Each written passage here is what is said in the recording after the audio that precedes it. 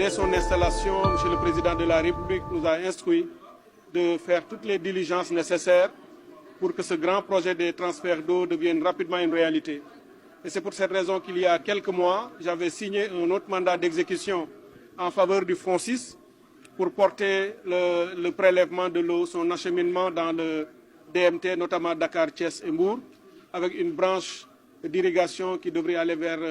les Niayes, mais également une très grande branche d'une grande importance qui, à partir de Pekes, devait faire un piquage vers la ville sainte de Touba sur environ 60 km. Avec le grand transfert qui va acheminer de l'eau jusqu'à la porte de Touba, cette nouvelle composante que se gérera la SONES permettra de construire une usine de très grande capacité à l'entrée de la ville pour traiter l'eau brute qui viendrait du lac de Guiers, avec même une centrale photovoltaïque qui sera installée pour gérer et garantir l'autonomie des installations, mais également impacter le coût de l'eau, parce que la production serait plus facile, plus basse la production. Mais il y a aussi le réseau a changé intégralement.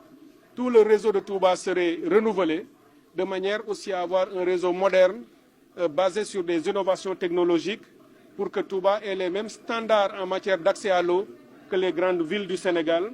puisque dans sa volonté déjà très clairement exprimée, M. le Président de la République nous a dit qu'à très brève échéance, il faut une sorte d'uniformisation pour que tous les citoyens du Sénégal, qu'ils soient du monde urbain ou du rural, aient accès à une eau en quantité et en qualité suffisante. Le Président de la République, répondant à la demande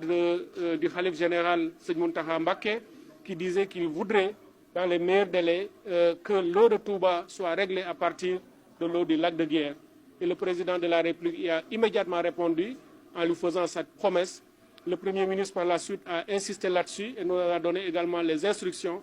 pour accélérer et diligenter la procédure. Et aujourd'hui, cela se concrétise par la signature de ce mandat qui vient compléter le premier mandat que nous avions déjà donné au FONSIS. Ce qui fait que dans les prochaines semaines et les prochains mois, toute la structuration va prendre, disons, son envol avec toutes les accélérations nécessaires afin de livrer le projet à date.